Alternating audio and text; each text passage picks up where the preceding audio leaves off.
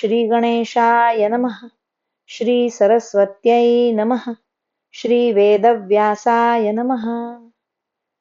नारायणं नमस्कृत्य नरं चैव नरोत्तमं देवीं सरस्वतीं व्यासं ततो जयमुदीरयेत्।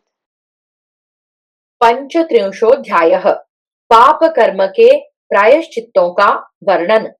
व्यास उवाच। व्यास जी बोले, भरत नंदन, मनुष्य तप से, यज्ञ आदि सत्कर्मों से तथा दान के द्वारा पाप को धो बहाकर अपने आप को पवित्र कर लेता है, परंतु यह तभी संभव होता है जब वह फिर पाप में प्रवृत्त न हो।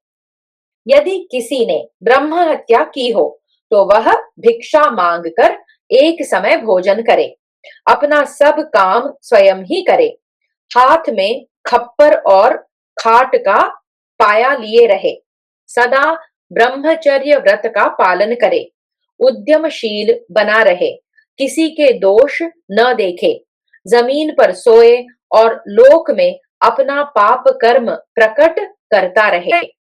इस प्रकार 12 वर्ष तक करने से ब्रह्म हत्यारा पाप मुक्त हो जाता है।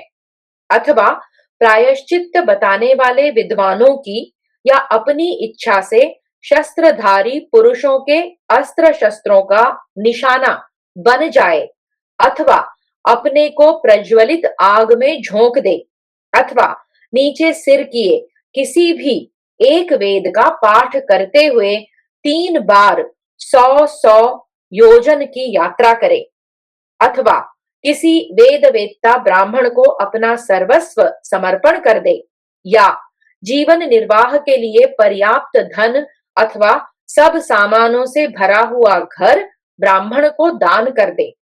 इस प्रकार गौओं और ब्राह्मणों की रक्षा करने वाला पुरुष ब्रह्म हत्या से मुक्त हो जाता है। यदि ब्रह्म हत्या करने वाला पुरुष कृच्छ्र व्रत के अनुसार भोजन करे तो 6 वर्षों में वह शुद्ध हो जाता है, और एक एक मास में एक एक कृच्छ्र व्रत का निर्वाह करते हुए भोजन करे तो वह 3 ही वर्षों में पाप मुक्त हो जाता है। यदि एक एक मास पर भोजन क्रम बदलते हुए अत्यंत तीव्र कृच्छ्र व्रत के अनुसार अन्न ग्रहण करे तो 1 वर्ष में ही ब्रह्म हत्या से छुटकारा मिल सकता है, इसमें संशय नहीं है। राजन, इसी प्रकार यदि केवल उपवास करने वाला मनुष्य हो तो उसकी स्वल्प समय में ही शुद्धि हो जाती है। टिप्पणी है, 3 दिन प्रातः काल, 3 दिन सायंकाल और 3 दिन बिना मांगे जो मिल जाए वह खा लेना तथा 3 दिन उपवास करना, इस प्रकार 12 दिन का कृच्छ्र व्रत होता है। इसी क्रम से 6 वर्ष तक रहने से ब्रह्म हत्या छूट सकती है। यही क्रम यदि 3-3 दिन में परिवर्तित न होकर सम मासों में एक एक सप्ताह में और विषम मासों में 8-8 दिनों में बदलते हुए एक एक मास के कृच्छ्र व्रत के अनुसार चले तो 3 वर्षों में शुद्धि हो जाएगी। और यदि 1 मास प्रातःकाल, 1 मास सायंकाल और 1 मास अयाचित भोजन तथा 1 मास उपवास, इस प्रकार 4-4 मास के कृच्छ्र व्रत के अनुसार चले तो 1 ही वर्ष में ब्रह्म हत्या का पाप छूट सकता है। अश्वमेध यज्ञ करने से भी ब्रह्म हत्या का पाप शुद्ध हो जाता है, इसमें संशय नहीं है। जो इस प्रकार के लोग महायज्ञों में अवभृत स्नान करते हैं वे सभी पाप मुक्त हो जाते हैं, ऐसा श्रुति का कथन है। एक और टिप्पणी है, श्रुति इस प्रकार है, यहाँ एक श्लोक दिया है, सर्वम पापमानम तरति तरति ब्रह्म हत्याम योश्वमेधेन यजते। जो पुरुष ब्राह्मण के लिए युद्ध में प्राण दे देता है वह भी ब्रह्म हत्या से छूट जाता है। ब्रह्म हत्यारा होने पर भी जो सुपात्र ब्राह्मणों को 1,00,000 गौओं का दान देता है, वह संपूर्ण पापों से मुक्त हो जाता है। जो दूध देने वाली 25,000 कपिला गौओं का दान करता है, वह समस्त पापों से छुटकारा पा जाता है। जब मृत्यु काल निकट हो, उस समय सदाचारी दरिद्र ब्राह्मणों को दूध देने वाली 1,000 सवत्सा गौओं का दान करके भी मनुष्य सब पापों से मुक्त हो सकता है। भूपाल, जो संयम नियम से रहने वाले ब्राह्मणों को 100 काबुली घोड़ों का दान करता है, उसे भी पाप से छुटकारा मिल जाता है। भरत नंदन, जो एक ब्राह्मण को भी उसकी मनोवांछित वस्तु दे देता है और देकर फिर उसकी कहीं चर्चा नहीं करता, वह भी पाप से मुक्त हो जाता है। जो एक बार मदिरा पान करके फिर आग के समान गर्म की हुई मदिरा पी लेता है, वह इहलोक और परलोक में भी अपने को पवित्र कर लेता है। जलहीन देश में पर्वत से गिरकर अथवा अग्नि में प्रवेश करके या महाप्रस्थान की विधि से हिमालय में गलकर प्राण दे देने से मनुष्य सब पापों से छुटकारा पा जाता है। मदिरा पीने वाला ब्राह्मण बृहस्पति सब नामक यज्ञ करके शुद्ध होने पर ब्रह्मा जी की सभा में जा सकता है, ऐसा श्रुति का कथन है। राजन, जो मदिरा पी लेने पर ईर्ष्या द्वेष से रहित हो, भूमि दान करे और फिर कभी उसे न पिए, वह संस्कार करने के पश्चात शुद्ध होता है। गुरु पत्नी गमन करने वाला मनुष्य तपाई हुई लोहे की शिला पर सो जाए अथवा अपनी मूत्रेंद्रिय काट कर ऊपर की ओर देखता हुआ आगे बढ़ता चला जाए, इस प्रकार शरीर छूट जाने पर वह उस पाप कर्म से मुक्त हो जाता है। स्त्रियां भी 1 वर्ष तक मिताहार एवं संयम पूर्वक रहने पर उक्त पाप कर्मों से मुक्त हो जाती हैं।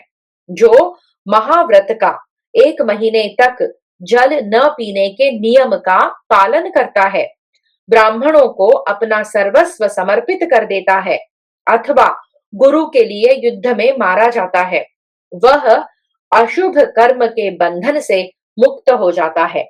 झूठ बोलकर जीविका चलाने वाला तथा गुरु का अपमान करने वाला पुरुष गुरु जी को मनचाही वस्तु देकर प्रसन्न कर ले तो उस पाप से मुक्त हो जाता है। जिसका ब्रह्मचर्य व्रत खंडित हो गया हो, वह ब्रह्मचारी उस दोष की निवृत्ति के उद्देश्य से ब्रह्म हत्या के लिए बताए हुए व्रत का आचरण करे तथा 6 महीनों तक गोचर्म ओढ़ कर रहे। ऐसा करने पर वह पाप से मुक्त हो सकता है। पराई स्त्री तथा पराये धन का अपहरण करने वाला पुरुष 1 वर्ष तक कठोर व्रत का पालन करने पर उस पाप से मुक्त होता है। जिसके धन का अपहरण करे, उसे अनेक उपाय करके उतना ही धन लौटा दे तो उस पाप से छुटकारा मिल सकता है। बड़े भाई के अविवाहित रहते हुए विवाह करने वाला छोटा भाई और उसका वह बड़ा भाई, ये दोनों मन को संयम में रखते हुए 12 रात तक कृच्छ्र व्रत का अनुष्ठान करने से शुद्ध हो जाते हैं। इसके सिवा बड़े भाई का विवाह होने के बाद पहले का ब्याहा हुआ छोटा भाई पितरों के उद्धार के निमित्त पुनः विवाह संस्कार करे। ऐसा करने से उस स्त्री के कारण उसे दोष नहीं प्राप्त होता और न वह स्त्री ही उसके दोष से लिप्त होती है। चौमासे में 1 दिन का अंतर देकर भोजन करने का विधान है। उसके पालन से स्त्रियां शुद्ध हो जाती हैं, ऐसा धर्मज्ञ पुरुषों का कथन है। यदि अपनी स्त्री के विषय में पापाचार की आशंका हो तो विज्ञ पुरुष को रजस्वला होने तक उनके साथ समागम नहीं करना चाहिए। रजस्वला होने पर वे उसी प्रकार शुद्ध हो जाती हैं जैसे राख से मांजा हुआ बर्तन। यदि कांसे का बर्तन शूद्र के द्वारा जूठा कर दिया जाए अथवा उसे गाय सूंघ ले अथवा किसी के भी कुल्ला करने से वह जूठा हो जाए तो वह 10 वस्तुओं से शोधन करने पर शुद्ध होता है। टिप्पणी है, गाय के दूध, दही, घी, गोमूत्र और गोबर इन 5 गव्य पदार्थों से तथा मिट्टी, जल, राख, खटाई और आग इन 5 वस्तुओं से पात्र को शुद्ध किया जाता है। यही उसका 10 वस्तुओं से शोधन है। ब्राह्मण के लिए चारों पादों से युक्त संपूर्ण धर्म के पालन का विधान है। तात्पर्य यह कि वह शौचाचार या आत्मशुद्धि के लिए किए जाने वाले प्रायश्चित्त का पूरा पूरा पालन करे। क्षत्रिय के लिए 1 पाद कम का विधान है। इसी तरह वैश्य के लिए उसके 2 पाद और शूद्र के लिए 1 पाद के पालन की विधि है। उदाहरण के तौर पर जहां ब्राह्मण के लिए 4 दिन उपवास का विधान हो, वहां क्षत्रिय के लिए 3 दिन, वैश्य के लिए 2 दिन और शूद्र के लिए 1 दिन के उपवास का विधान समझना चाहिए। इसी प्रकार इन पापों के गौरव और लाघव का निश्चय करना चाहिए। पशु पक्षियों का वध और दूसरे दूसरे बहुत से वृक्षों का उच्छेद करके पापयुक्त हुआ पुरुष अपनी शुद्धि के लिए 3 दिन 3 रात केवल हवा पीकर रहे और अपना पाप कर्म लोगों पर प्रकट करता रहे। राजन, जो स्त्री समागम करने के योग्य नहीं है, उसके साथ समागम कर लेने पर प्रायश्चित्त का विधान है। उसे 6 महीने तक गीला वस्त्र पहनकर घूमना और राख के ढेर पर सोना चाहिए। जितने न करने योग्य पाप कर्म हैं, उन सब के लिए यही विधि है। ब्राह्मण ग्रंथों में बताई हुई विधि से दृष्टांत बताने वाले शास्त्रों की युक्तियों से इसी तरह पाप शुद्धि के लिए प्रायश्चित्त करना चाहिए। जो पवित्र स्थान में मिताहारी हो, हिंसा का सर्वथा त्याग करके राग, द्वेष, मान, अपमान आदि से शून्य हो, मौन भाव से गायत्री मंत्र का जप करता है, वह सब पापों से मुक्त हो जाता है। मनुष्य को चाहिए कि वह दिन में खड़ा रहे, रात में खुले मैदान में सोए, 3 बार दिन में और 3 बार रात में वस्त्रों सहित जल में घुसकर स्नान करे और इस व्रत का पालन करते समय स्त्री, शूद्र और पतित से बातचीत न करे। ऐसा नियम लेने वाला द्विज अज्ञानवश किए हुए सब पापों से मुक्त हो जाता है।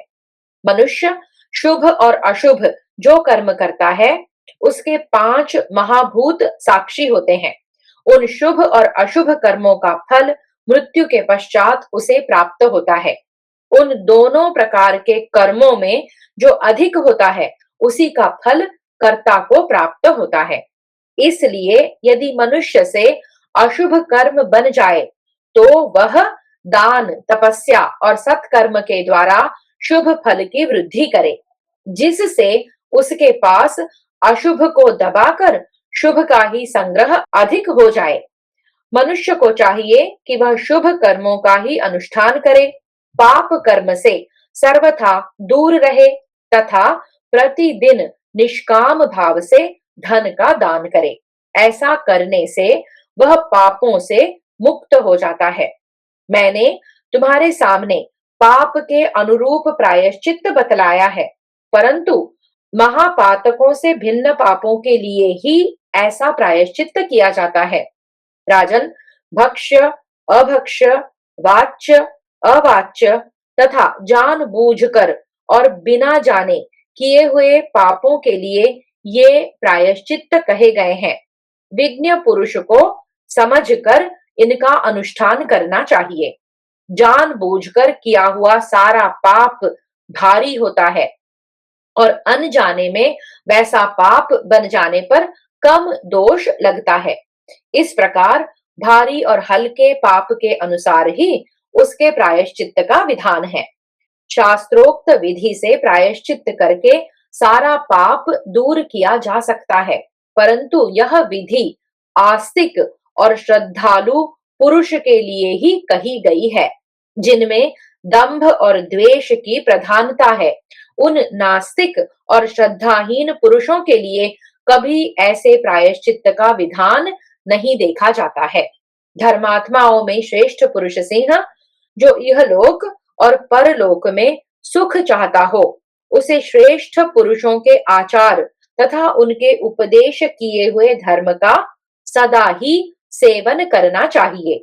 नरेश्वर, तुमने तो अपने प्राणों की रक्षा, धन की प्राप्ति अथवा राजोचित कर्तव्य का पालन करने के लिए ही शत्रुओं का वध किया है। अतः इतना ही पर्याप्त कारण है जिससे तुम पाप मुक्त हो जाओगे। अथवा यदि तुम्हारे मन में उन अतीत घटनाओं के कारण कोई घृणा या ग्लानि हो तो उनके लिए प्रायश्चित्त कर लेना, परंतु इस प्रकार अनार्य पुरुषों द्वारा सेवित खेद या रोष के वशीभूत होकर आत्महत्या न करो। वैशंपायन उवाच। वैशंपायन जी कहते हैं, जन्मेजय, भगवान व्यास के ऐसा कहने पर धर्मराज युधिष्ठिर ने 2 घड़ी तक कुछ सोच विचार करके तपोधन व्यास जी से इस प्रकार कहा। इस प्रकार श्री महाभारत शांति पर्व के अंतर्गत राजधर्मानुशासन पर्व में प्रायश्चित्त वर्णन के प्रसंग में 35वां अध्याय पूरा हुआ। षट्त्रिंशोऽध्यायः। स्वयंभुव मनु के कथनानुसार धर्म का स्वरूप, पाप से शुद्धि के लिए प्रायश्चित्त, अभक्ष्य वस्तुओं का वर्णन तथा दान के अधिकारी एवं अनअधिकारी का विवेचन। युधिष्ठिर उवाच। युधिष्ठिर ने पूछा, पितामह, क्या भक्ष्य है और क्या अभक्ष्य? किस वस्तु का दान उत्तम माना जाता है? कौन दान का पात्र है अथवा कौन अपात्र? यह सब मुझे बताइए। व्यास उवाच। व्यास जी बोले, राजन, इस विषय में लोग प्रजापति मनु और सिद्ध पुरुषों के संवाद रूप इस प्राचीन इतिहास का उदाहरण दिया करते हैं। पहले की बात है, एक समय बहुत से व्रतपरायण तपस्वी ऋषि एकत्र हो प्रजापति राजा मनु के पास गए और उन बैठे हुए नरेश से धर्म की बात पूछते हुए बोले, प्रजापते, अन्न क्या है? पात्र कैसा होना चाहिए? दान, अध्ययन और तप का क्या स्वरूप है? क्या कर्तव्य है और क्या अकर्तव्य? यह सब हमें बताइए। उनके इस प्रकार पूछने पर भगवान स्वयंभुव मनु ने कहा, महर्षियों, मैं संक्षेप और विस्तार के साथ धर्म का यथार्थ स्वरूप बताता हूं, आप लोग सुने। जिनके दोषों का विशेष रूप से उल्लेख नहीं हुआ है, ऐसे कर्म बन जाने पर उनके दोष के निवारण के लिए जप, होम, उपवास, आत्मज्ञान, पवित्र नदियों में स्नान तथा जहां जप होम आदि में तत्पर रहने वाले बहुत से पुण्यात्मा पुरुष रहते हों, उस स्थान का सेवन, ये सामान्य प्रायश्चित्त हैं। ये सारे कर्म पुण्यदायक हैं।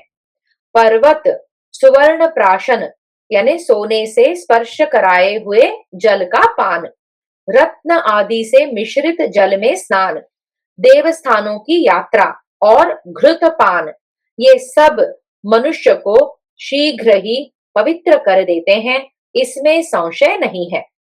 विद्वान पुरुष कभी गर्व न करे और यदि दीर्घायु की इच्छा हो तो 3 रात तप्त कृच्छ्र व्रत की विधि से गरम गरम दूध, घृत और जल पिए। बिना दी हुई वस्तु को न लेना, दान, अध्ययन और तप में तत्पर रहना, किसी भी प्राणी की हिंसा न करना, सत्य बोलना, क्रोध त्याग देना और यज्ञ करना, ये सब धर्म के लक्षण हैं। एक ही क्रिया देश और काल के भेद से धर्म या अधर्म हो जाती है। चोरी करना, झूठ बोलना एवं हिंसा करना आदि अधर्म भी अवस्था विशेष में धर्म माने गए हैं। इस प्रकार विज्ञ पुरुषों की दृष्टि में धर्म और अधर्म दोनों ही देश काल के भेद से दो दो प्रकार के हैं। धर्माधर्म में जो अप्रवृत्ति और प्रवृत्ति होती है, ये भी लोक और वेद के भेद से दो प्रकार की हैं, अर्थात लौकिकी अप्रवृत्ति और लौकिकी प्रवृत्ति, वैदिकी अप्रवृत्ति और वैदिकी प्रवृत्ति। वैदिकी अप्रवृत्ति निवृत्ति धर्म का फल है, अमृतत्व, मोक्ष, और वैदिकी प्रवृत्ति अर्थात सकाम कर्म का फल है, जन्म मरण रूप संसार। लौकिकी अप्रवृत्ति और प्रवृत्ति ये दोनों यदि अशुभ हो तो उनका फल भी अशुभ समझें, और शुभ हो तो उनका फल भी शुभ जानना चाहिए, क्योंकि ये दोनों ही शुभ और अशुभ रूप होती हैं। देवताओं के निमित्त दैव युक्त शास्त्रीय कर्म, प्राण और प्राणदाता, इन चारों की अपेक्षा पूर्वक जो कुछ किया जाता है उससे अशुभ का भी शुभ ही फल होता है। प्राणों पर संशय न होने की स्थिति में अथवा किसी प्रत्यक्ष लाभ के लिए जो यहाँ अशुभ कर्म बन जाता है, उसे इच्छा पूर्वक करने के कारण उसके दोष की निवृत्ति के लिए प्रायश्चित्त का विधान है। यदि क्रोध और मोह के वशीभूत होकर मन को प्रिय या अप्रिय लगने वाले अशुभ कार्य हो जाते हैं, तो उनके निवारण के लिए दृष्टांत प्रतिपादक शास्त्र की दृष्टियों से उपवास आदि के द्वारा शरीर को सुखाना ही करने योग्य प्रायश्चित्त माना गया है। इसके सिवा हविष्यान्न भोजन, मंत्रों के जप तथा अन्यान्य प्रायश्चित्तों से भी क्रोध आदि के कारण किए गए पाप की शांति होती है। यदि राजा दंडनीय पुरुष को दंड न दे तो उसे अपनी शुद्धि के लिए एक रात का उपवास करना चाहिए। यदि पुरोहित राजा को ऐसे अवसर पर कर्तव्य का उपदेश न दे तो उसे 3 रात का उपवास करना चाहिए। यदि पुत्र आदि की मृत्यु के कारण शोक करने वाला पुरुष आमरण उपवास करने के लिए बैठ जाए अथवा शस्त्र आदि से आत्मघात की चेष्टा करे परंतु उसकी मृत्यु न हो, उस दशा में भी उस निंद्य कर्म के लिए जो चेष्टा की गई थी उसके दोष की निवृत्ति के लिए उसे 3 रात का उपवास बताना चाहिए। परंतु जो पुरुष अपनी जाति, आश्रम तथा कुल के धर्मों का सर्वथा परित्याग कर देते हैं और जो लोग धर्म मात्र को छोड़ बैठते हैं, उनके लिए कोई धर्म प्रायश्चित्त नहीं है, अर्थात किसी भी प्रायश्चित्त से उनकी शुद्धि नहीं हो सकती है। यदि प्रायश्चित्त की आवश्यकता पड़ जाए और धर्म के निर्णय में संदेह उपस्थित हो जाए तो वेद और धर्मशास्त्र को जानने वाले 10 अथवा निरंतर धर्म का विचार करने वाले 3 ब्राह्मण उस प्रश्न पर विचार करके जो कुछ कहें उसे ही धर्म मानना चाहिए। बैल, मिट्टी, छोटी छोटी चींटियां, श्लेष्मातक यानी लसोड़ा और विष, ये सब ब्राह्मणों के लिए अभक्ष्य हैं। टिप्पणी है, श्लेष्मातक के वैद्यक में अनेक नाम आए हैं। उनमें से एक नाम द्विज कुत्सित भी है। इससे सिद्ध होता है कि वह द्विजाति मात्र के लिए अभक्ष्य है। कांटों से रहित जो मत्स्य है, वे भी ब्राह्मणों के लिए अभक्ष्य हैं। कच्छप और उसके सिवा अन्य 4 पैर वाले सभी जीव अभक्ष्य हैं। मेंढक और जल में उत्पन्न होने वाले अन्य जीव भी अभक्ष्य ही हैं।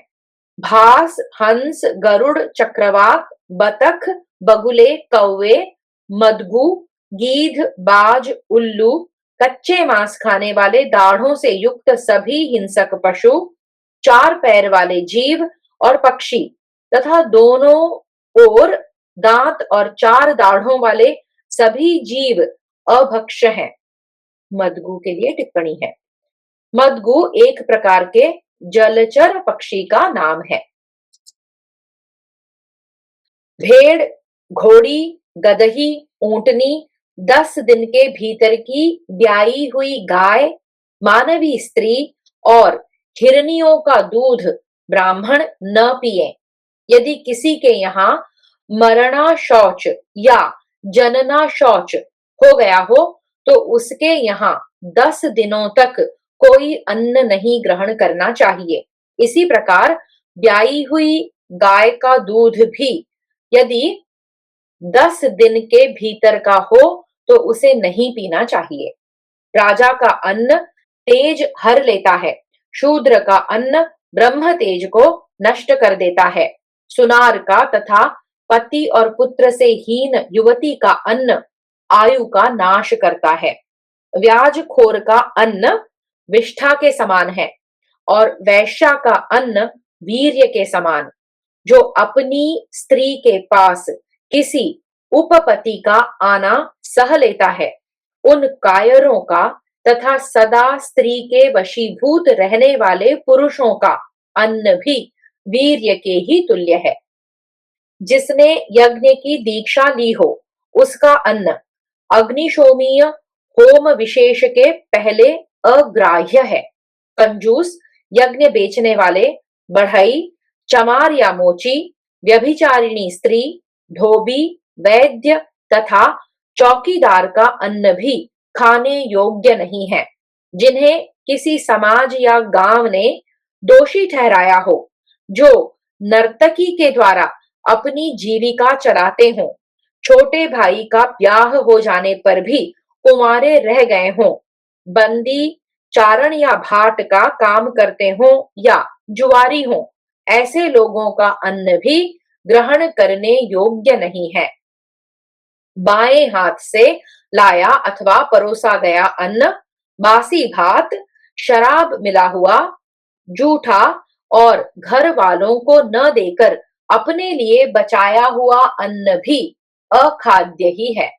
इसी प्रकार जो पदार्थ आटे, ईख के रस, साग या दूध को बिगाड़कर या सड़ाकर बनाए गए हों, सत्तू, भुने हुए जौ और दही मिश्रित सत्तू, इन्हें विकृत करके बनाए हुए पदार्थ यदि बहुत देर के बने हों तो उन्हें नहीं खाना चाहिए। खीर, खिचड़ी, फल का गूदा और पुए यदि देवता के उद्देश्य से न बनाए गए हों तो गृहस्थ ब्राह्मणों के लिए खाने पीने योग्य नहीं है। गृहस्थ को चाहिए कि वह पहले देवताओं, ऋषियों, मनुष्यों यानी अतिथियों, पितरों और घर के देवताओं का पूजन करके पीछे अपने भोजन करें। जैसे गृह त्यागी सन्यासी घर के प्रति अनासक्त होता है, उसी प्रकार गृहस्थ को भी ममता और आसक्ति छोड़कर ही घर में रहना चाहिए। जो इस प्रकार सदाचार का पालन करते हुए अपनी प्रिय पत्नी के साथ घर में निवास करता है, वह धर्म का पूरा पूरा फल प्राप्त कर लेता है। धर्मात्मा पुरुष को चाहिए कि वह यश के लोभ से, भय के कारण अथवा अपना उपकार करने वाले को दान न दे, अर्थात उसे जो दिया जाए वह दान नहीं है, ऐसा समझना चाहिए। जो नाचने गाने वाले, हंसी मजाक करने वाले, भांड आदि, मदमत्त, उन्मत्त, चोर, निंदक, गूंगे, कांतिहीन, अंगहीन, बौने, दुष्ट, दूषित कुल में उत्पन्न तथा व्रत एवं संस्कार से शून्य हो, उन्हें भी दान न दें। श्रोत्रिय के सिवा वेद ज्ञान शून्य ब्राह्मण को दान नहीं देना चाहिए। जो उत्तम विधि से दिया न गया हो तथा जिसे उत्तम विधि के साथ ग्रहण न किया गया हो, वह देना और लेना दोनों ही देने और लेने वालों के लिए अनर्थकारी होते हैं। जैसे खैर की लकड़ी या पत्थर की शिला का सहारा लेकर समुद्र पार करने वाला मनुष्य बीच में ही डूब जाता है, उसी प्रकार अविधि पूर्वक दान देने और लेने वाले यजमान और पुरोहित दोनों डूब जाते हैं। जैसे गीली लकड़ी से ढकी हुई आग प्रज्वलित नहीं होती, उसी प्रकार तपस्या, स्वाध्याय तथा सदाचार से हीन ब्राह्मण यदि दान ग्रहण कर ले तो वह उसे पचा नहीं सकता। जैसे मनुष्य की खोपड़ी में भरा हुआ जल और कुत्ते की खाल में रखा हुआ दूध आश्रय दोष से अपवित्र होता है, उसी प्रकार सदाचारहीन ब्राह्मण का शास्त्र ज्ञान भी आश्रय स्थान के दोष से दूषित हो जाता है। जो ब्राह्मण वेद ज्ञान से शून्य और शास्त्र ज्ञान से रहित होता हुआ भी दूसरों में दोष नहीं देखता तथा संतुष्ट रहता है, उसे तथा व्रत शून्य दीनहीन को भी दया करके दान देना चाहिए। पर जो दूसरों का बुरा करने वाला हो, वह यदि दीन हो तो भी उसे दया करके नहीं देना चाहिए। यह शिष्टों का आचार है और यही धर्म है। वेद विहीन ब्राह्मणों को दिया हुआ दान अपात्र दोष से निरर्थक हो जाता है। इसमें कोई विचार करने की बात नहीं है। जैसे लकड़ी का हाथी और चाम का बना हुआ मृग हो, उसी प्रकार वेद शास्त्रों के अध्ययन से शून्य ब्राह्मण है। ये तीनों नाम मात्र धारण करते हैं, परंतु नाम के अनुसार काम नहीं देते। जैसे नपुंसक मनुष्य स्त्रियों के पास जाकर निष्फल होता है, गाय गाय से ही संयुक्त होने पर कोई फल नहीं दे सकती, और जैसे बिना पंख का पक्षी उड़ नहीं सकता, उसी प्रकार वेद मंत्रों के ज्ञान से शून्य ब्राह्मण भी व्यर्थ ही होता है। जिस प्रकार अन्नहीन ग्राम, जल रहित कुआं और राख में की हुई आहुति व्यर्थ होती है, उसी प्रकार मूर्ख ब्राह्मण को दिया हुआ दान भी व्यर्थ ही है। मूर्ख ब्राह्मण देवताओं के यज्ञ और पितरों के श्राद्ध का नाश करने वाला होता है। वह धन का अपहरण करने वाला शत्रु है। वह दान देने वालों को उत्तम लोक में नहीं पहुंचा सकता। भरत भूषण युधिष्ठिर, यह सब वृत्तांत तुम्हें यथावत रूप से थोड़े में बताया गया। यह महत्वपूर्ण प्रसंग सबको सुनना चाहिए। इस प्रकार श्री महाभारत शांति पर्व के अंतर्गत राजधर्मानुशासन पर्व में व्यास वाक्य विषयक 36वां अध्याय पूरा हुआ। सप्तत्रिंशोऽध्यायः। व्यास जी तथा भगवान श्री कृष्ण की आज्ञा से महाराज युधिष्ठिर का नगर में प्रवेश। युधिष्ठिर उवाच, युधिष्ठिर बोले, भगवन महामुने द्विज श्रेष्ठ, मैं चारों वर्णों के संपूर्ण धर्मों का तथा राजधर्म का भी विस्तार पूर्वक वर्णन सुनना चाहता हूँ। द्विज श्रेष्ठ, आपत्ति काल में मुझे कैसी नीति से काम लेना चाहिए? धर्म के अनुकूल मार्ग पर दृष्टि रखते हुए मैं किस प्रकार इस पृथ्वी पर विजय पा सकता हूँ? भक्ष और अभक्ष से रहित उपवास स्वरूप प्रायश्चित्त की यह चर्चा बड़ी उत्सुकता पैदा करने वाली है। यह मेरे हृदय में हर्ष सा उत्पन्न कर रही है। एक ओर धर्म का आचरण और दूसरी ओर राज्य का पालन, ये दोनों सदा एक दूसरे के विरुद्ध हैं। यह सोचकर मुझे निरंतर चिंता बनी रहती है और मेरे चित्त पर मोह छा रहा है। वैशंपायन उवाच। वैशंपायन जी कहते हैं, महाराज, तब वेद वेत्ताओं में श्रेष्ठ व्यास जी ने सर्वज्ञ महात्माओं में सबसे प्राचीन नारद जी की ओर देखकर युधिष्ठिर से कहा, महाबाहु नरेश्वर, यदि तुम धर्म का पूर्ण रूप से विवेचन सुनना चाहते हो तो कुरुकुल के वृद्ध पितामह भीष्म के पास जाओ। गंगा पुत्र भीष्म संपूर्ण धर्मों के ज्ञाता और सर्वज्ञ हैं। वे धर्म रहस्य के विषय में तुम्हारे मन में स्थित हुए संपूर्ण संदेहों का निवारण करेंगे। जिन्हें दिव्य नदी त्रिपथगा गंगा देवी ने जन्म दिया है, जिन्होंने इंद्र आदि संपूर्ण देवताओं का साक्षात दर्शन किया है, तथा जिन शक्तिशाली भीष्म ने बृहस्पति आदि देवर्षियों को बारंबार अपनी सेवा द्वारा संतुष्ट करके राजनीति का अध्ययन किया है, उनके पास चलो।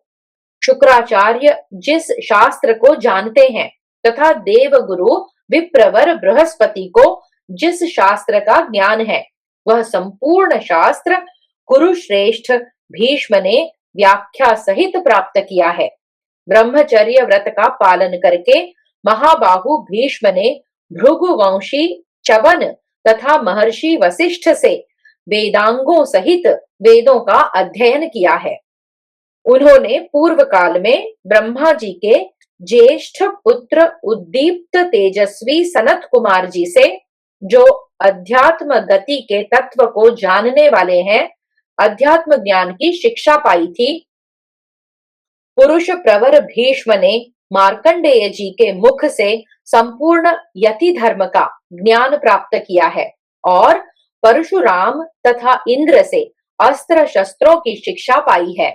मनुष्यों में उत्पन्न होकर भी उन्होंने मृत्यु को अपनी इच्छा के अधीन कर लिया है। संतानहीन होने पर भी उनको प्राप्त होने वाले पुण्यलोक देवलोक में विख्यात हैं। पुण्यात्मा ब्रह्मर्षि सदा उनके सभासद रहे हैं। ज्ञान यज्ञ में कोई भी ऐसी बात नहीं है जिसका उन्हें ज्ञान न हो। सूक्ष्म धर्म और अर्थ के तत्व को जानने वाले वे धर्मवेत्ता भीष्म तुम्हें धर्म का उपदेश देंगे। वे धर्मज्ञ महात्मा अपने प्राणों का परित्याग करें, इसके पहले ही तुम उनके पास चलो। उनके ऐसा कहने पर परम बुद्धिमान दूरदर्शी कुंती कुमार युधिष्ठिर ने वक्ताओं में श्रेष्ठ सत्यवती नंदन व्यास जी से कहा। युधिष्ठिर उवाच। युधिष्ठिर बोले, मुने, मैं अपने भाई बंधुओं का यह महान एवं रोमांचकारी संहार करके संपूर्ण लोकों का अपराधी बन गया हूँ। मैंने इस संपूर्ण भूमंडल का विनाश किया है। भीष्म जी सरलता पूर्वक युद्ध करने वाले थे, तो भी मैंने युद्ध में उन्हें छल से मरवा डाला। अब फिर उन्हीं से मैं अपनी शंकाओं को पूछूं? क्या इसके योग्य मैं रह गया हूं? अब मैं किस हेतु से उन्हें मुंह दिखा सकता हूं? वैशंपायन उवाच। वैशंपायन जी कहते हैं, जन्मेजय, तब परम बुद्धिमान महाबाहु यदुश्रेष्ठ श्री कृष्ण ने चारों वर्णों के हित की इच्छा से नृपति शिरोमणि युधिष्ठिर से इस प्रकार कहा। वासुदेव उवाच। भगवान श्री कृष्ण बोले, नृपश्रेष्ठ, अब आप अत्यंत हठ पूर्वक शोक को ही पकड़े न रहें। भगवान व्यास जो आज्ञा देते हैं वही करें। महाबाहो, जैसे वर्षा काल में लोग मेघ की ओर टकटकी लगाए देखते हैं, उससे जल की याचना करते हैं, उसी प्रकार ये सारे ब्राह्मण और आपके ये महातेजस्वी भाई आपसे धैर्य धारण करने की प्रार्थना करते हुए आपके पास बैठे हैं। महाराज, मरने से बचे हुए राजा लोग और चारों वर्णों की प्रजाओं से युक्त यह सारा कुरुजांगल देश इस समय आपकी सेवा में उपस्थित है। शत्रुओं को मारने और संताप देने वाले नरेश, इन महामना ब्राह्मणों का प्रिय करने के लिए भी आपको इनकी बात मान लेनी चाहिए। आप अमित तेजस्वी गुरुदेव व्यास की आज्ञा से हम सुहृदों का और द्रौपदी का प्रिय कीजिए तथा संपूर्ण जगत के हित साधन में लग जाइए। वैशंपायन उवाच।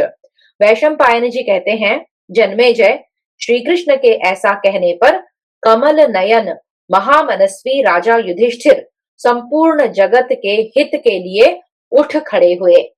पुरुष सिंह साक्षात भगवान श्री कृष्ण, द्वैपायन व्यास, देवस्थान, अर्जुन तथा अन्य बहुत से लोगों के समझाने बुझाने पर महायशस्वी युधिष्ठिर ने मानसिक दुख और संताप को त्याग दिया। पांडुनंदन युधिष्ठिर ने श्रेष्ठ पुरुषों के उपदेश को सुना था।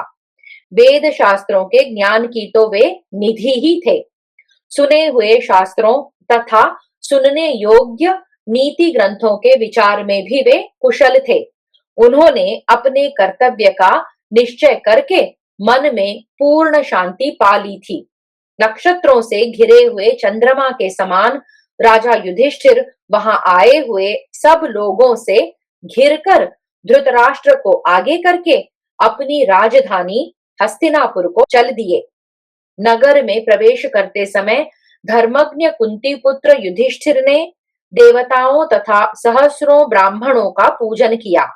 तदनंतर कंबल और मृग चर्म से ढके हुए एक नूतन उज्जवल रथ पर, जिसकी पवित्र मंत्रों द्वारा पूजा की गई थी तथा जिसमें शुभ लक्षण संपन्न 16 सफेद बैल जुते हुए थे, वे बंदी जनों के मुख से अपनी स्तुति सुनते हुए उसी प्रकार सवार हुए जैसे चंद्रदेव अपने अमृतमय रथ पर आरूढ़ होते हैं। भयानक पराक्रमी कुंती पुत्र भीमसेन ने उन बैलों की रास संभाली। अर्जुन ने तेजस्वी श्वेत छत्र धारण किया। रथ के ऊपर तना हुआ वह श्वेत छत्र आकाश में तारिकाओं से व्याप्त श्वेत बादल के समान शोभा पाता था।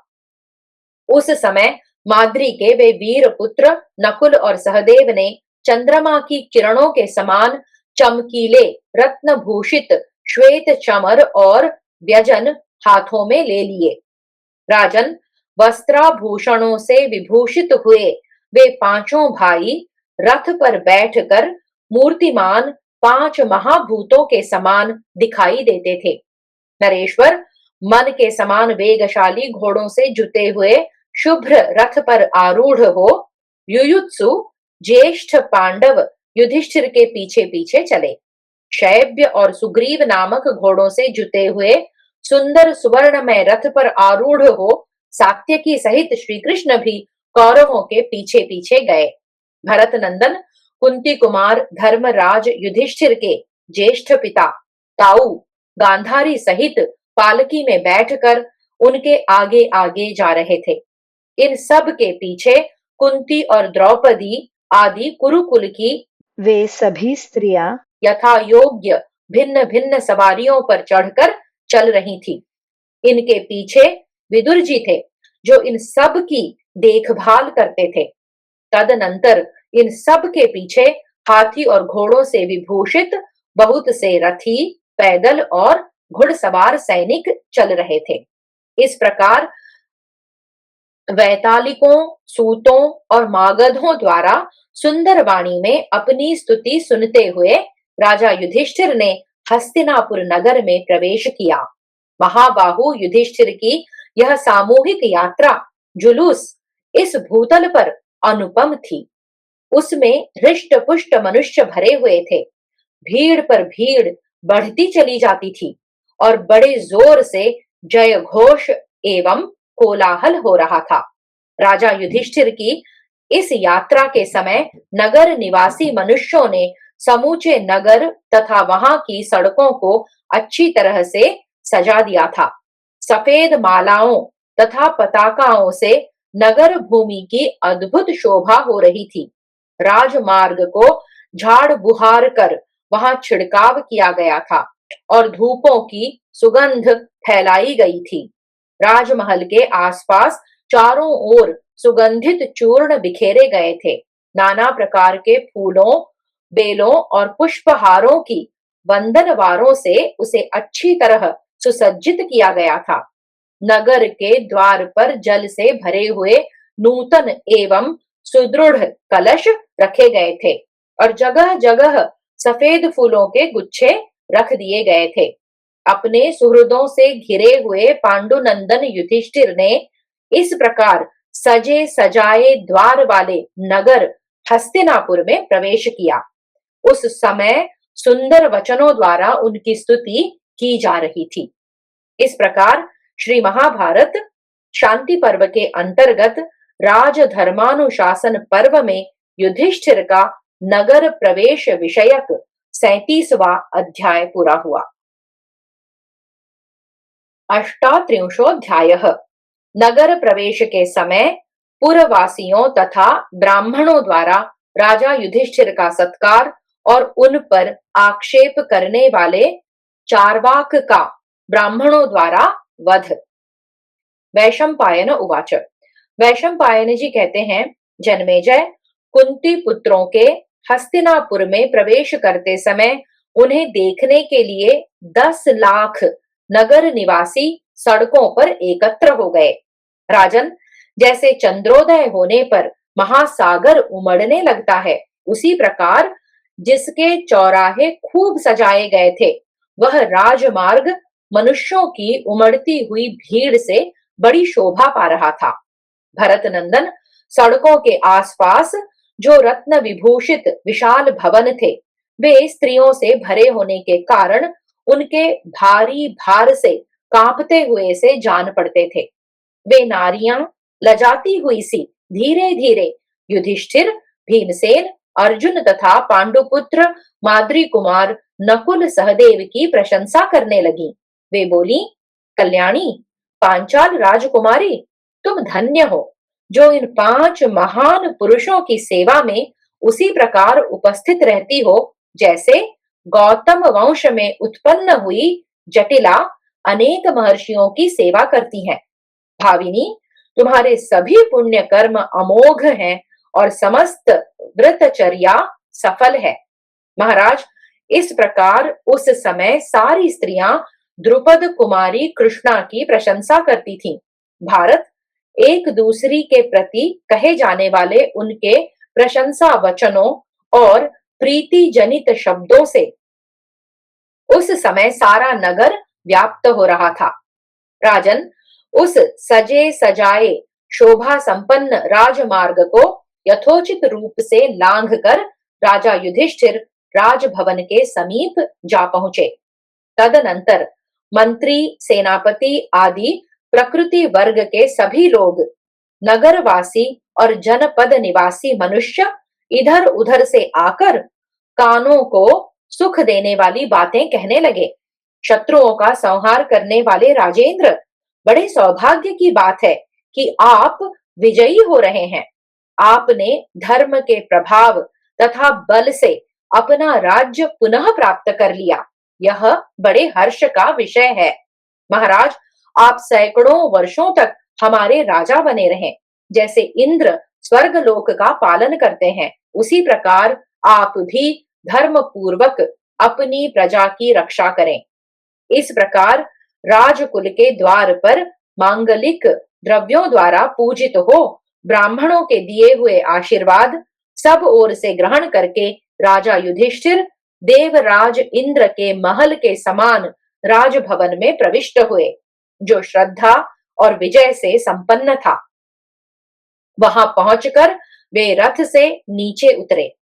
राजमहल के भीतर प्रवेश करके श्रीमान नरेश ने कुल देवताओं का दर्शन किया और रत्न चंदन तथा माला आदि से सर्वथा उनकी पूजा की। इसके बाद महायशस्वी श्रीमान राजा युधिष्ठिर महल से बाहर निकले। वहां उन्हें बहुत से ब्राह्मण खड़े दिखाई दिए, जो हाथ में मंगल द्रव्य लिए खड़े थे। जैसे तारों से घिरे हुए निर्मल चंद्रमा की शोभा होती है, उसी प्रकार आशीर्वाद देने की इच्छा वाले ब्राह्मणों से घिरे हुए राजा युधिष्ठिर की उस समय बड़ी शोभा हो रही थी। कुंती कुमार युधिष्ठिर ने गुरु धौम्य तथा ताऊ धृतराष्ट्र को आगे करके उन सभी ब्राह्मणों का विधि पूर्वक पूजन किया। राजेंद्र, उन्होंने फूल, मिठाई, रत्न, बहुत से सुवर्ण, गौओं, वस्त्रों तथा उनकी इच्छा पूछ पूछ कर मंगाए हुए नाना प्रकार के मनोवांछित पदार्थों द्वारा उन सब का यथोचित सत्कार किया। भारत, इसके बाद पुण्याह वाचन का गंभीर घोष होने लगा, जो आकाश को स्तब्ध सा किए देता था। वह पवित्र शब्द कानों को सुख देने वाला तथा सुहृदों को प्रसन्नता प्रदान करने वाला था। राजन, उस समय वेद वेत्ता विद्वान ब्राह्मणों ने हंस के समान हर्ष गदगद स्वर से जो प्रचुर अर्थ पद एवं अक्षरों से युक्त वाणी कही थी, वह वहां सबको स्पष्ट सुनाई दे रही थी। नरेश्वर, तदनंतर दुंदुभियों, शंखों की मनोरम ध्वनि होने लगी। जय जयकार करने वालों का गंभीर घोष वहां प्रकट होने लगा। जब सब ब्राह्मण चुपचाप खड़े हो गए, तब ब्राह्मण का वेश बनाकर आया हुआ चार्वाक नामक राक्षस राजा युधिष्ठिर से कुछ कहने को उद्यत हुआ। वह दुर्योधन का मित्र था। उसने सन्यासी ब्राह्मण के वेश में अपने असली रूप को छिपा रखा था। उसके हाथ में अक्षमाला थी और मस्तक पर शिखा। उसने त्रिदंड धारण कर रखा था। वह बड़ा ढीठ और निर्भय था। राजेंद्र, तपस्या और नियम में लगे रहने वाले और आशीर्वाद देने के इच्छुक उन समस्त ब्राह्मणों से, जिनकी संख्या 1000 से भी अधिक थी, घिरा हुआ वह दुष्ट राक्षस महात्मा पांडवों का विनाश चाहता था। उसने उन सब ब्राह्मणों से अनुमति लिए बिना ही राजा युधिष्ठिर से कहा। चार्वाक उवाच, चार्वाक बोला, राजन, ये सब ब्राह्मण मुझ पर अपनी बात कहने का भार रखकर मेरे द्वारा ही तुमसे कह रहे हैं। कुंती नंदन, तुम अपने भाई बंधुओं का वध करने वाले एक दुष्ट राजा हो। तुम्हें धिक्कार है। ऐसे पुरुष के जीवन से क्या लाभ? इस प्रकार यह बंधु बांधवों का विनाश करके गुरुजनों की हत्या करवाकर तो तुम्हारा मर जाना ही अच्छा है, जीवित रहना नहीं। वे ब्राह्मण उस दुष्ट राक्षस की यह बात सुनकर उसके वचनों से तिरस्कृत हो व्यथित हो उठे और मन ही मन उसके कथन की निंदा करने लगे। प्रजानाथ, इसके बाद वे सभी ब्राह्मण तथा राजा युधिष्ठिर अत्यंत उद्विग्न और लज्जित हो गए। प्रतिवाद के रूप में उनके मुंह से एक शब्द भी नहीं निकला। वे सभी कुछ देर तक चुप रहे। युधिष्ठिर उवाच, तत्पश्चात राजा युधिष्ठिर ने कहा, ब्राह्मणों, मैं आपके चरणों में प्रणाम करके विनीत भाव से यह प्रार्थना करता हूं कि आप लोग मुझ पर प्रसन्न हो। इस समय मुझ पर सब ओर से बड़ी भारी विपत्ति आ गई है, अतः आप लोग मुझे धिक्कार न दें।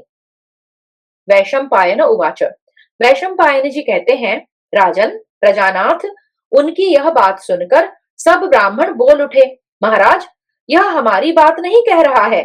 हम तो यह आशीर्वाद देते हैं कि आपकी राजलक्ष्मी सदा बनी रहे। उन वेद वेत्ता ब्राह्मणों का अंतःकरण तपस्या से निर्मल हो गया था। उन महात्माओं ने ज्ञान दृष्टि से उस राक्षस को पहचान लिया।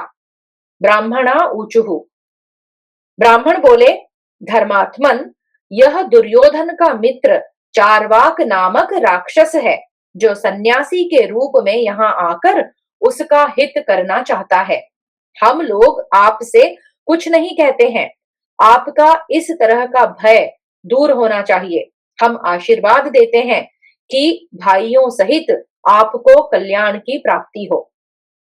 वैशंपायन उवाच, वैशंपायन जी कहते हैं, जन्मेजय, तदनंतर क्रोध से आतुर हुए उन सभी शुद्धात्मा ब्राह्मणों ने उस पापात्मा राक्षस को बहुत फटकारा और अपने हुंकारों से उसे नष्ट कर दिया।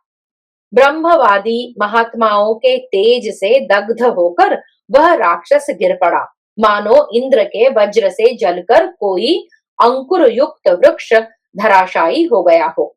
तत्पश्चात राजा द्वारा पूजित हुए वे ब्राह्मण उनका अभिनंदन करके चले गए और पांडुपुत्र राजा युधिष्ठिर अपने सुहृदों सहित बड़े हर्ष को प्राप्त हुए। इस प्रकार श्री महाभारत शांति पर्व के अंतर्गत राजधर्मानुशासन पर्व में चारवाक का वध विषयक 38वां अध्याय पूरा हुआ। एकोनचत्वारिंशोऽध्यायः चारवाक को प्राप्त हुए वर आदि का श्री कृष्ण द्वारा वर्णन। वैशंपायन उवाच। वैशंपायन जी कहते हैं, जन्मेजय, तदनंतर सर्वदर्शी देवकी नंदन भगवान श्री कृष्ण ने वहां भाइयों सहित खड़े हुए राजा युधिष्ठिर से कहा। वासुदेव उवाच। श्री कृष्ण बोले, तात, इस संसार में ब्राह्मण मेरे लिए सदा ही पूजनीय हैं। ये पृथ्वी पर विचरने वाले देवता हैं। कुपित होने पर इनकी वाणी में विष का सा प्रभाव होता है। ये सहज ही प्रसन्न होते हैं और दूसरों को भी प्रसन्न करते हैं। राजन, महाबाहो, पहले सत्य युग की बात है। चारवाक राक्षस ने बहुत वर्षों तक बदरिकाश्रम में तपस्या की। भरतनंदन, जब ब्रह्मा जी ने उससे बारंबार वर मांगने का अनुरोध किया, तब उसने यही वर मांगा कि मुझे किसी भी प्राणी से भय न हो। जगदीश्वर ब्रह्मा जी ने उसे यह परम उत्तम वर देते हुए कहा कि तुम्हें ब्राह्मण का अपमान करने के सिवा और कहीं किसी से भय नहीं है। इस तरह उन्होंने उसे संपूर्ण प्राणियों की ओर से अभय दान दे दिया। वर पाकर वह अमित पराक्रमी महाबली और दुस्सह कर्म करने वाला पापात्मा राक्षस देवताओं को संताप देने लगा। तब उसके बल से तिरस्कृत हुए सब देवताओं ने एकत्र हो ब्रह्मा जी से उसके वध के लिए प्रार्थना की। भरतनंदन, तब ब्रह्मा जी ने देवताओं से कहा, मैंने ऐसा विधान कर दिया है जिससे शीघ्र ही उस राक्षस की मृत्यु हो जाएगी। मनुष्यों में राजा दुर्योधन उसका मित्र होगा और उसी के स्नेह से बंधकर वह राक्षस ब्राह्मणों का अपमान कर बैठेगा। उसके विरुद्धाचरण से तिरस्कृत हो रोष में भरे हुए वाक शक्ति से संपन्न ब्राह्मण वहीं उस पापी को जला देंगे। इससे उसका नाश हो जाएगा।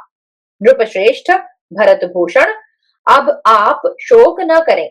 यह वही राक्षस चारवाक ब्रह्मदंड से मारा जाकर पृथ्वी पर पड़ा है।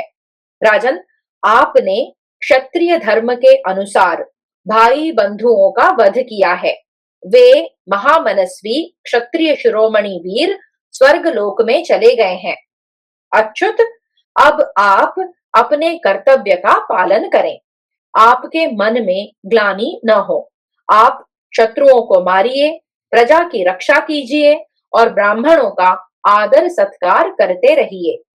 इस प्रकार श्री महाभारत शांति पर्व के अंतर्गत राजधर्मानुशासन पर्व में चारवाक को प्राप्त हुए वरदान आदि का वर्णन विषयक 39वां अध्याय पूरा हुआ। हरि ओम। श्री कृष्णार्पणमस्तु।